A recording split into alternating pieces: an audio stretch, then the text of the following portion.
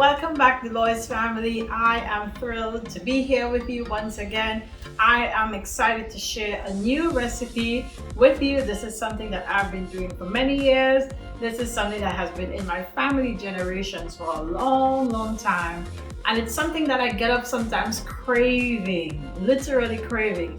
This is going to be the easiest, the quickest gluten-free flatbread you could ever make. Let's do it.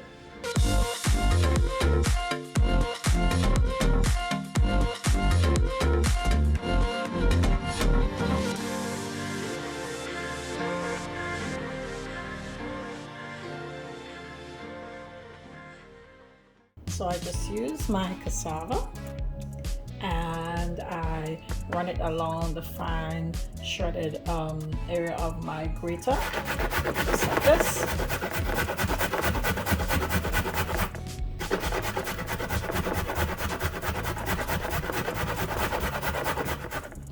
Takes a little bit of extra work, but it's a fun little process. Consider it a part of your arm workout for the day. And when you're all done, you have a beautiful shredded cassava. Some people also do it on this side, but this is the side that I like it on. All right guys, so we are about to make this really easy, quick, gluten-free flatbread. This is grated cassava, also known as yuca. Many different people call it many different things because of, different backgrounds. But I just grated this fresh. I showed it a little bit to you. This is how it looked at the end. And I am keeping my moisture in. There are many different ways to make this, but I am keeping my moisture in. So you can tell it's really wet. Cassava packs a lot of water in it. And so it has all of its moisture still inside. 3 ingredients. Number 1, grated cassava. Number 2, I'm gonna be adding some flake grated coconut, okay? You can also do your own coconut, but this is the way I do it when I'm really just wanting it to be done super fast. Let me backtrack for a second. Actually, you can also get this frozen. You just have to make sure to drain the excess liquid off, okay? Make sure to drain some of that liquid off. But here is my defrosted Goya coconut that has already been backed, meaning we took the brown off of the back of the coconut and it has been grated, okay? So the only other ingredient you're gonna need is salt, literally. That's it. So grated cassava, I have 2 cups. I already measured it out, okay? And now I am gonna be adding to that my my lovely coconut. All right, so I always do it basic. 2 cups of my cassava to now 1 cup of grated coconut.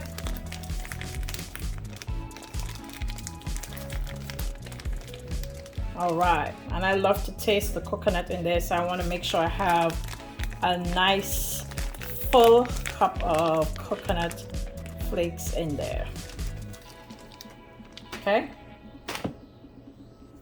All right, just about that. Going right in. Okay. And finally, let's go ahead and seal this back up. Little trick by the way, I always cut my bags like this, because if I'm gonna reuse it again, here's a really nice way of keeping it airtight. Right, so I can put it back into my deep freeze airtight. Okay, there we go. All right guys, to this I'm adding some salt, not a lot, just a little bit. This is about a ½ teaspoon of salt, okay? You can adjust the salt according to what you need. Usually I just sprinkle some in. Okay, and now I'm just gonna mix this all together. Breaking my cassava in with my coconut and my salt. Just making sure that everybody has a really nice little mixture happening. All right guys, and we're good to go. It's completely mixed together, and there's really no reason to get this going on the fire immediately. Okay guys, so I have my pot really nice and hot. I'm specifically doing it on my back burner because it's a smaller burner, and I want this to be hot, but I don't want it to be like scorching, because I want them to cook all the way through. It goes really quickly, but I like my moisture in there, so I want to get a nice dry effect. Okay, so here is your mixture, and you're literally just gonna take some up in your hand. Okay, you don't have to form it or anything like that. You're gonna put it right on to your hot surface. Okay, today I'm using my cast iron flat skillet. You can use, if you don't have something like this and you have like something that's a flat area that you make like pancakes on or anything like that, you can just go ahead and use that. You don't need a whole lot. I'm just gonna spread it out a little bit. You can make them as big or as small as you like, just kind of like a pancake, right? I kind of like some of them big, some of them a little bit smaller, and you kind of just press them in together when you're putting them down.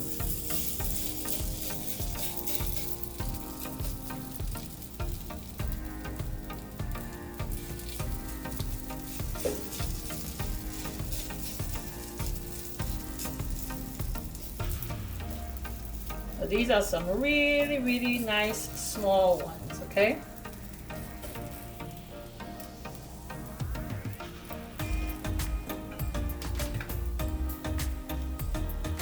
And you're gonna see, guys, they're gonna do their own little thing while they're cooking, and the three ingredients will actually congeal and come together. Okay? 5 minutes later. Okay, you can tell that it's kind of congealed a little bit. You know, you can actually press it down a little if you want to. All right, and you can see that it's congealed. The heat is coming up through, and the edges are getting slightly brown. Okay, that's a very good indicator to me that, see, it's already congealed. It's pulled itself together. And I'm just gonna get my little flipper right up under it and over. That's a beautiful color. You want it to be like toasted a little bit like that, because the coconut really takes to that flavor and creates a really nice taste in your mouth. All right, so a good way to know that it's ready to go. So moving around nice and easy, no oil necessary. Just be nice and gentle with it and over. A few moments later. All right guys, same thing happens at the very end. You know this baby is happy and ready to go. It's moving around. All right, so I'm just gonna show you what the other side looks like. Okay, I'm gonna actually let that cook just a little bit more. This one's a little bit more ready to go, but I like my things really nice and well toasted. I'm just gonna let them cook just a little bit more. Of course, like I said, there are many different ways to make this. So this is the first time I'm gonna show it to you, and then we can do some others as time goes by. Different ways to make it, all right? Okay guys, once you have achieved a nice golden brown color on both sides, you are good to go. You have yourself a wonderful cassava coconut bread. All right, really nice and simple, nothing fancy about it. It literally is 3 ingredients. All right, so this is something I make a lot for my husband and I. We really enjoy the flavor of it. Of course, it is completely gluten-free. There's no flour at all in it, you know. It's so easy to make, and like I said, if you keep some frozen cassava and coconut in your deep freeze, I mean, you literally just have to take it out, get it defrosted, and you're ready to go. You could make them any shape or size you want. I usually make them circular, but it doesn't have to be. Okay guys, I'll be right back with you as I continue to make these. I'll show them to you at the very end. This is kind of what we're ending up with. It's gonna be mighty yummy. You can have this savory, you can have it sweet, you can add whatever you want it. It's so good. All right, I'll be back. All right guys, I just wanted to make another size just so you can see you can really make this into whatever you want. You can make it as big or as small as you'd like. I've made ones that fill the whole thing up. I'll show you that at another time because I put a stuffing inside. That's a whole lot of fun. I learned that one from my mom. And guys, this is just, yeah, it's cassava coconut bread. It's about to go down. It's about to be a happy day. Okay, Deloise family, my bread is done. It is so good and so yummy, and I'm about to jump on in and taste it with you. But I wanted to quickly show you how I got all of these wonderful little patties, you know, little flatbreads. If you notice, one side is a little bit lighter and the other side is a little darker. Yes, this is my side and that's my husband's side because he likes them like that and I like them really nice and dark.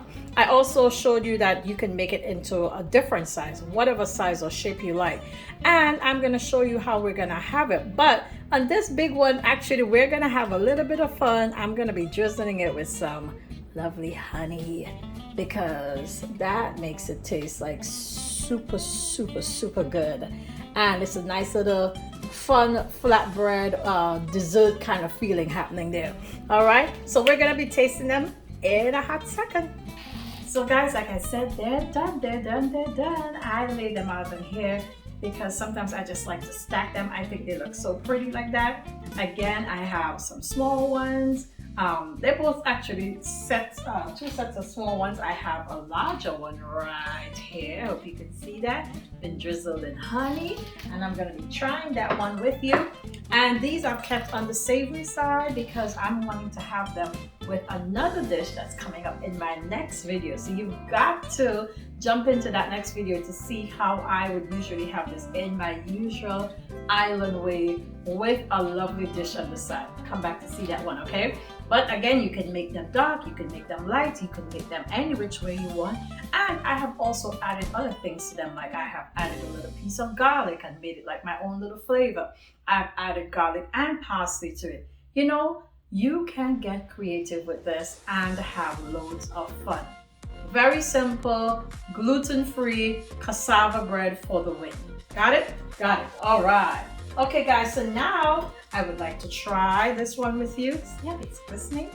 Yeah, because I put that honey in it, right?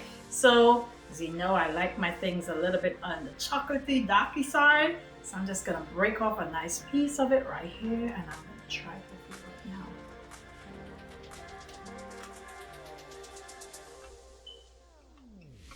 right now. Guys.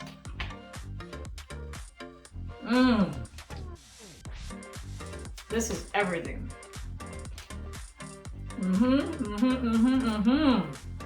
This is everything, you know. Everything. So you got the crunch happening. You got so many wonderful bold flavors. That coconut is really coming through. The honey drizzled on top. Mamma mia. This is really good, and it has like a crunch outside, but it has like that gooiness inside because of the cassava cooking. While it's cooking, it's like releasing its starches and what have you. Get on it, guys. Really simple. People are driving up and down in the streets looking for gluten-free bread and trying to make a gluten-free bread. Here is the easiest gluten-free flatbread you will ever make in your entire life. You gotta try it. And even if you're not gluten-free, it's something to try because it's something new and it's really simple. So have fun with it. Let us know in the comments how you are playing around with it and how you're having fun with this recipe. Make sure to subscribe to this channel. Make sure to like this video. And of course, you gotta share it with a couple of friends. Please do come back for the next video where we'll be having the same cassava bread with a savory dish like we would usually in the islands. Come on back. See you next time. Bye now.